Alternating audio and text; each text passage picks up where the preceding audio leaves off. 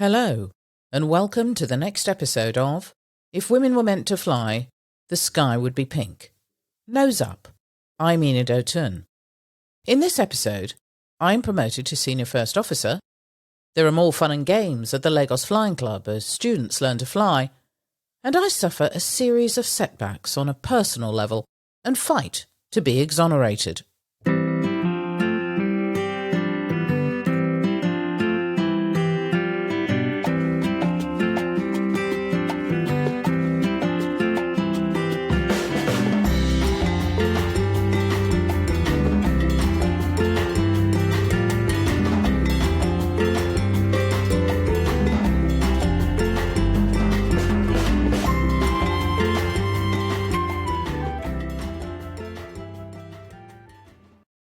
I have to say, in all the years that I've been a pilot, never have I laughed so much than when I was teaching new pilots to fly. I'm not being mean in saying this, I'm simply highlighting the human aspect to learning anything new. Sometimes the simplest of instructions were taken literally. I had more than one student who was in the early stages of training, and in the first couple of hours getting used to the aircraft, we would attempt to fly the aircraft straight and level. No climbing, or descending, or turning. As student pilots, they all took a little time to get used to the sensation of flight, and the first few attempts would often result in overcompensating one way or another. Often it would be climbing or descending, so I would gently encourage a correction instead of doing it for them. Nose up would be a term I used to gently encourage them to pull back on the control column to stop them from descending. Often, I would be looking ahead and pointing out on the horizon where the nose of the aircraft needed to be in relation to this. On one such occasion, when nothing was apparently happening, I turned to see my student with his head tilted right back. I repeated the instruction, only to have him raise his own nose further in the air. With a wry smile, I asked him to resume a comfortable position, whilst I explained that although I wanted him to be one with the aircraft, his body actions would not actually alter the aircraft position. On another occasion, I instructed a student to turn the aircraft to the left. And when this didn't happen within a reasonable amount of time, I turned to see whether he had heard me over the aircraft noise, to find his body twisted as far to the left as he could. Now, even though I knew, I still inquired as to why he was in that position. He told me that he had mixed up his own movements with the aircraft controls and found himself carrying out the actions instead. A student I had who had amassed quite a number of hours and who I'd sent solo had arrived one morning for an early practice flight. He had developed quite an ego, and I had to work extra hard to get him to keep it in check, especially when he was flying on his own. He carried out his pre-flight inspection, but as it was the first flight of the day, the aircraft all had their chocks in place and were tied down with ropes under each wing strut. I watched him for a short time whilst he removed the tie-downs, before I wandered back into my office. A little while later, I heard him start the aircraft and attempt to taxi off the grass by increasing the engine power. Very quickly, the sound resembled a full power setting, and I knew he couldn't have taxied out that quickly. I ran around my desk to the open door, to find him straining against the still in-place chocks. He must have been quite surprised when I turned up off to his left, wildly gesticulating for him to shut the engine down by pulling my hand across my throat in a cutting motion. He duly complied, and when he had exited the aircraft, I pointed to the still in-place chocks, which were now embedded in the grass, and not in a good way. He was suitably embarrassed, but I reassured him that pilots do make mistakes. Recognising and learning from them is the key. Back in my commercial setting, I had been promoted to Senior First Officer, topped off with a small ceremony in the Chief Pilot's office, presenting me with my 3 gold bars. I can't deny that I was elated and on cloud 9. With constant nagging doubts about both my capabilities and the acceptance of women in the profession, I didn't think it was a given, no matter how hard I worked. Male colleagues would sometimes tell me, "Calm down now, you don't have to try so hard," or Work so hard, you've made your point. But they were wrong. I was never able to take my foot off the throttle, and I still believe I had to be twice as conscientious as my male counterparts to be accepted and promoted. I had always suffered on and off with a lack of self-worth, confidence, and good old-fashioned belief in myself, ever since my traumatic and damaged childhood. And suddenly things were coming together for me and I was believing in myself. This new me was virtually unrecognisable from the sad, directionless young child I'd been some 10 years previously, and it sometimes took me by surprise when I took stock of how far I'd come. As a result of my promotion, I was given additional duties in line with my next goal, which was a captaincy. These were uncharted waters, as Shell had high expectations for their captains, and most, if not all, were hired directly as captains. We didn't yet have a promotion programme from co-pilot, so this fight was yet to come. I was determined that this would be another path I had to tread. My fellow co-pilots were also invested in this as we started to see more local pilots climbing through the ranks. We had to be careful to do this in a structured way to give credit and relevance to the young Nigerian pilots that were going to be a key part of the Nigerian aviation structure, and who would go on to make the industry a safe and relevant one. As part of the company's attempts to improve training, they commissioned the building of a Twin Otter simulator to provide initial familiarisation training for new co-pilots joining the fixed-wing operation. It was a crude, wooden but very effective tool which reduced dependency on the actual aircraft for initial training requirements. I was now assigned to managing initial training sessions on the simulator for all joining co-pilots. Initial familiarisation, checklist use, emergency procedures could all be practised in this environment, and it allowed new pilots to familiarise themselves with the cockpit layout, which was crucial to reducing the stressful, high-pressure training sessions whilst on board the aircraft. I very much enjoyed this new assignment as it allowed me to put my instructor hat on and engage with our new hires before they were thrust into a commercial environment and all that that entailed.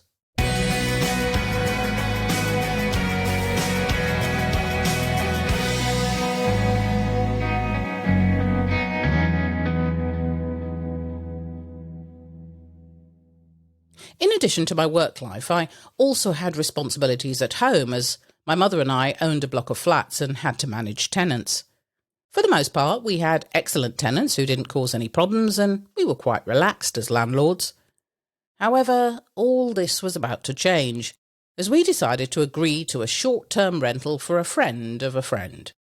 This short-term rental turned into a 6-year nightmare, when the tenant upped and left the flat for 2 years, leaving all his furniture and belongings in it.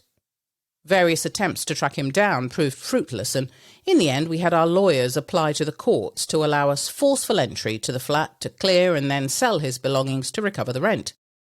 This, as with many things back then, took a lot of effort and time to achieve, but we wanted to make sure everything was done to the letter of the law, although that was not always the prevailing thinking in those days. Once we had a court order, we went ahead with the clearance and property sale. 6 months later, the former tenant showed up, with the police in tow, at my mother's door. I was away on duty at the time. When I returned to Lagos, I was informed that my mother had been arrested and was in the local jail about a mile away. Needless to say, I was incensed. But before I lost my mind, I made sure that I made arrangements for support, as I had a feeling that once I turned up, I would also be arrested.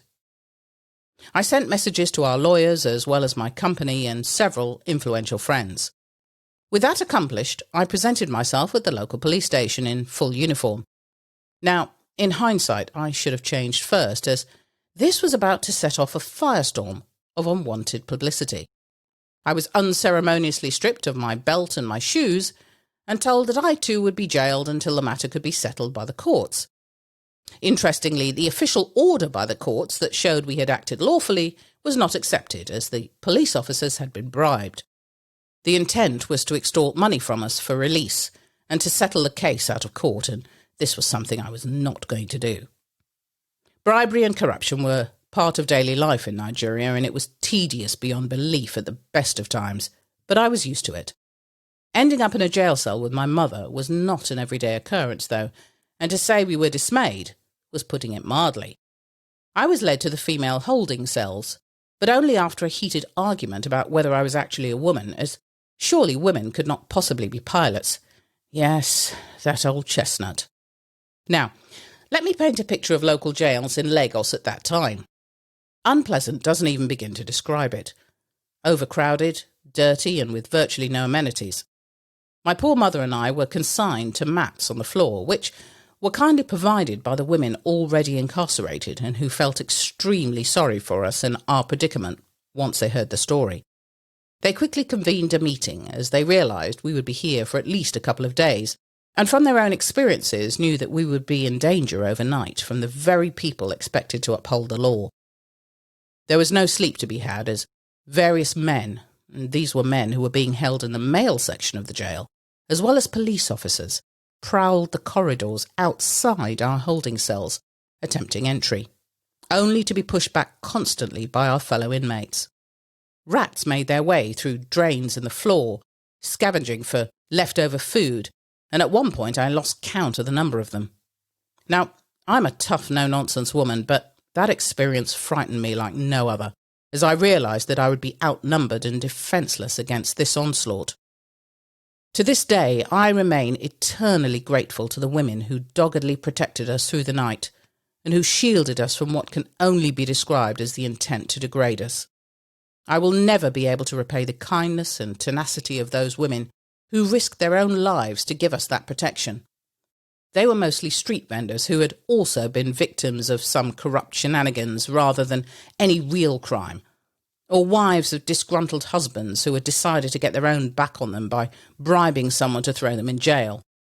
Horrifying, isn't it? When I found out the true extent of their sacrifice, I made sure that their bail was paid, lawyers secured for their court appearances, and I visited each and every one of them to offer my heartfelt gratitude and thanks. The following morning our lawyers arrived, and along with assistance from influential friends, the charge was thrown out and the tenant was held for wrongful complaint. It, however, did not stop him from attempting to extort money from us through the courts for the next 3 years. However, we repeatedly showed up in the crowded courts every 6 months, and eventually the case was thrown out as he had now disappeared in order not to be arrested. Just after we had been released, the evening newspaper led with a front-page story. Female pilot arrested in fraud drama, whatever that meant. They had a nice large picture of me on the front page, along with their ridiculous and sensational story about me committing fraud, etc. At first, I was worried about the negative publicity this might bring on my company, but I was called into the office by my chief pilot, who sought to reassure me that I had their complete support, and they assigned the company lawyers to assist us. I really was touched by their loyalty and faith in me. The front-page evening story died a death by the next day, and it was very heartwarming to see all my colleagues come to offer their support and outrage. The experience affected me for weeks to come, but my mother showed her true strength as a feisty Cumbrian lass by shrugging it off and returning to her usual everyday work, as well as attracting the admiration and respect of people in the local area, who brought her food and gifts and came to extend their sympathy that she should have to have gone through such an indignity. The support we received from our friends and neighbours, as well as people we didn't know, showed me our true African nature and restored my faith in humanity. Thank you for listening. As always, your reviews and comments are very much appreciated. Thank you to Lucy Ashby for the editing of this episode.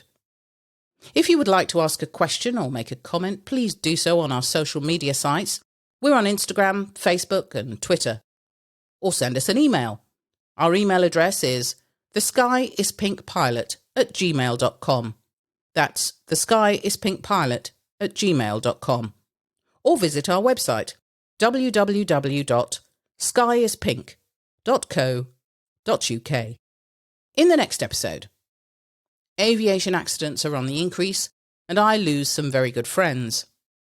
I am offered another job, and a contract hard to refuse.